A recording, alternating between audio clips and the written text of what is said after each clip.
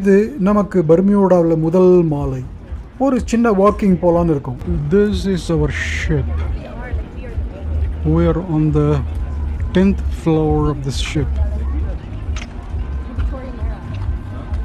We have this night here, and tomorrow after lunch we'll be leaving this port. இந்த போர்ட்லேருந்து city ரொம்ப தூரம் இல்லைங்க. In fact இந்த ஊரே ரொம்ப ஒரு பெரிய ஊரே இல்லைங்க. சரின்னு மெதுவாக கிளம்பி போர்ட்டை விட்டு இறங்கி ஊருக்குள்ளே நடக்க ஆரம்பித்தோம். எங்கே போகிறோம் தெரியுங்களா? இங்கேருந்து சுமார் ஒரு 20 நிமிஷம் நடையில் சீ கிளாஸ் பீச் அப்படின்னு ஒன்று இருக்கான். அதை தான் பார்க்க கிளம்பி போயிட்டுருக்கோம். போகிற வழியில் நிறையா இடத்துல நம்ம மெதுவாக நின்று ஃபோட்டோக்கள் பிடிச்சி கொண்டு அதுக்கப்புறம் ஊரை சுற்றி பார்த்து கொண்டு நடக்கிறது ரொம்ப ஜாலியாகவே இருந்ததுங்க.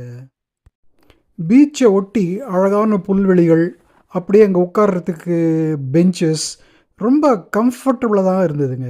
ஆனால் ஒரு ஆச்சரியம், நம்ம எங்கேருந்து பார்த்தாலும் நம்ம ஷிப்பு தெரியுதுங்க. இதுலேருந்தே உங்களுக்கு தெரியும் இது எவ்வளவு சின்ன போர்ட்டு, எவ்வளவு சின்ன ஊருன்ட்டு. இப்படி நடந்து போனோம். அந்த ஊரோட முக்கியமான அட்ராக்ஷன் அந்த கிளாக் டவர், அதை பார்த்தோம். இதெல்லாம் அந்த ஊரோட ஹிஸ்ட்ரியில் சேர்ந்ததுங்க.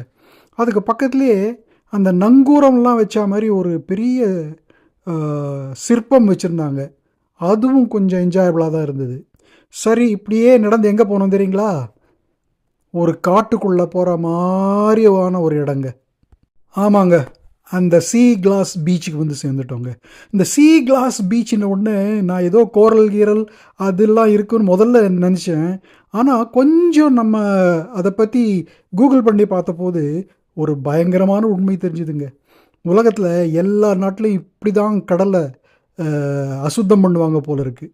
அந்த காலத்தில் இந்த பீச் பக்கத்தில் இருந்த அந்த போர்ட்டுனால் அங்கே இருந்த கப்பலில் வர அந்த லிக்கர் பாட்டில், பியர் பாட்டில், பர்ஃப்யூம் பாட்டில் எல்லாத்தையும் அப்படியே உடச்சி தூக்கி கடலில் போட்டுருவாங்களாம். அது வருஷக்கணக்கில் அந்த கடலில் இருக்கிறதுனால அது எல்லாம் தூள் தூளாகி அந்த கடல் அலைகள் அதை மெதுவாக அரைச்சி அழகான ஒரு மணல் மாதிரி கொண்டு வந்து சேர்த்துடுமா. இதில் ரொம்ப தமாஷ் என்னென்னா, உலகத்தில் பல நாடுகளில் இதை மாதிரி கிளாஸ் பீச்சஸ் இருக்கான் பாருங்கள். யாருமே இந்த நம்ம கடலை சுத்தமாக வச்சுக்கிறதுக்கு அவ்வளோ அக்கறை காட்டுறதே இல்லை போல் இருக்குங்க. ஆனால் ஒரு சின்ன ஆறுதல், இங்கே இந்த தீவை சுற்றி நிறையா கோரல் ரீவ்ஸ் எல்லாம் இருக்கிறதுனால அந்த கோரல்ஸ்லாம் கூட இது கூட அடிச்சு வந்து இப்போ இது கிளாஸு கோரல் சேர்ந்த மிக்ஸ்ட் பீச்சாக இருக்குங்க. ஒரு புது அனுபவம் தான். நீங்களே என்ஜாய் பண்ணுங்களேன்.